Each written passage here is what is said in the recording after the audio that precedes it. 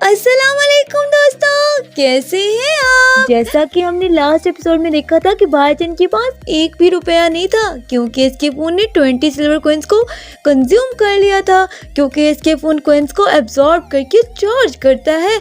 और जब भाईजान कैंटीन के पास खाना खाने गया था तो इसके पास एक भी रुपया नहीं था और तभी वहाँ एक लड़का आया था जिसने भाईजान को उधार दिया था। लेकिन इस लड़के ने भाईजान से एक शर्त रखी थी कि अगर भाईजान ने 1 महीने में इसके पैसे वापस ना किए तो बदले में भाईजान को इसका गुलाम बनना पड़ेगा। और अब इस एपिसोड में हम एक सुंदर सी जगह पे ज़ानजू को एक लड़के से बात करते हुए देखते हैं और ये वही लड़का था जिसने उधार दिया था। और तब ज़ानजू इस लड़के से कहती है, मुझे नहीं पता था भाईजान तुम्हारे जाल में इतनी आसानी से फंस जाएगा। और यहाँ हम कंफर्म हो जाते हैं कि इन्होंने जानबूझकर भाईजान को अपने ट्रैप में फंसाया है। और तब भाईजान ज़ानजू से इस लड़के के बारे में ये कहता है कि मुझे तो लगता है भाईजान ये बात सुनकर तुमसे फाइट करेगा, लेकिन इसने ऐसा तो बिल्कुल भी नहीं किया। वो सच में बहुत ही ज़्यादा बेवकूफ़ है। जिस पर वो लड़का कहता है, सिस्टर तुम इस बात को चिंता मत बिल्कुल करो, अगर भाईजान मुझसे फाइट भी करता तो मुझसे हार ही जाता क्योंकि मैं इससे बहुत ही ज़्यादा ताकतवर हूँ और क्योंकि मुझे लड़ाई पसंद नहीं है इसलिए मैंने भाईजान से इस वक्त फाइट नहीं की। और वैसे भी मैं नहीं चाहता कि कोई खून खराबा आप देखकर डर जाओ। और ये सीन यहीं पर कट हो जाता है। और तब अगले सीन में हम रात का समय देखते हैं और तब हम बेटलर वांग की तरफ देखते हैं जो कि अभी इसी जगह सोया हुआ था और भाईजान अपनी टेंट के अंदर आराम फरमा रहा था और एक बुक्स को पढ़ने की कोशिश कर रहा था क्योंकि कल इन लोग का एग्जाम था।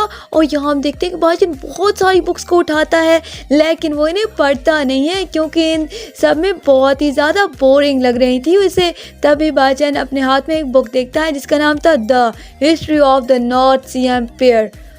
और तब भाईजान इस बुक को भी साइड में रख देता है और तब भाईजान अपने फ़ोन को ऑन करता है और एक ऐप को स्टार्ट करने के बाद बाहर प्रैक्टिस करने चला जाता है और बाहर जाकर वो स्वॉर्ड मैन स्टेप की प्रैक्टिस करता है। और थोड़ी देर प्रैक्टिस करने के बाद वो अपने टेंट में वापस आ जाता है।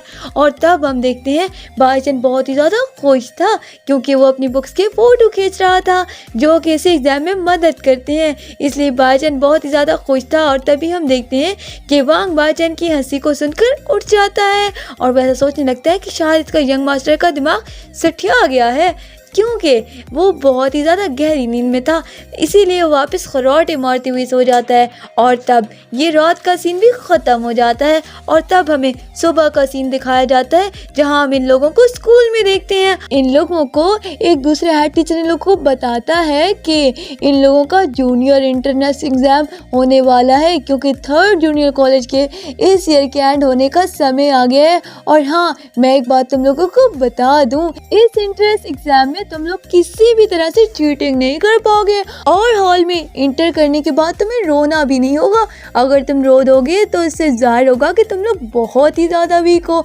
और जो बच्चा इस इंटर एग्ज़ाम को क्वालिफाई कर लेगा तो वो स्ट्रॉन्ग जूनियर स्टैंड माना जाएगा। चलो अब सब जल्दी से रेडी हो जाओ। और ये बात सुनकर बच्चे बहुत ही ज़्यादा खुश होते हैं और नारे लगाने लगते हैं और बच्चों की जोश व खरोश से नारे लगाने के कारण ऊपर बैठा इनका प्रिंसिपल जाग जाता है जो कि सो रहा था।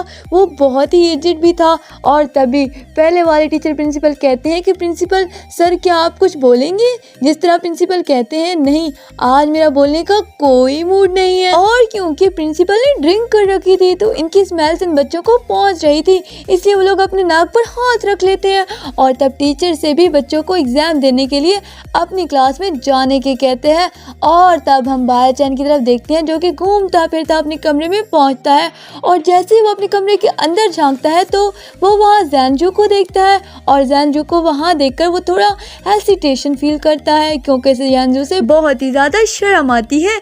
लेकिन वो किसी तरह हिम्मत जताकर अपनी क्लास के अंदर आता है और जैसे ही इसने क्लास में इंटर किया था तो उसे रोना आ रहा था लेकिन वो अपने आप को किसी तरह कंट्रोल कर लेता है और इसे अपने टीचर की बात याद आ गई थी। और तभी भाईजान अपनी सीट में जाकर बैठ जाता है और तभी हम देखते हैं भाईजान के पास लड़की की सीट होती है जिसने इसे उधार दिया था। और यहाँ वो लड़का भाईजान से कहता है, भाईजान क्या हाल है। जिसे भाईजान कहता है, तुम कौन हो। इस पर वो लड़का भाईजान से कहता है, तुम्हें नहीं पता मेरा नाम? तुम्हें तो मेरा नाम अच्छे से याद कर लेना चाहिए क्योंकि बहुत ही जल्द तो मेरे स्लेव बनने इस पर भाईजान कहता है अच्छा।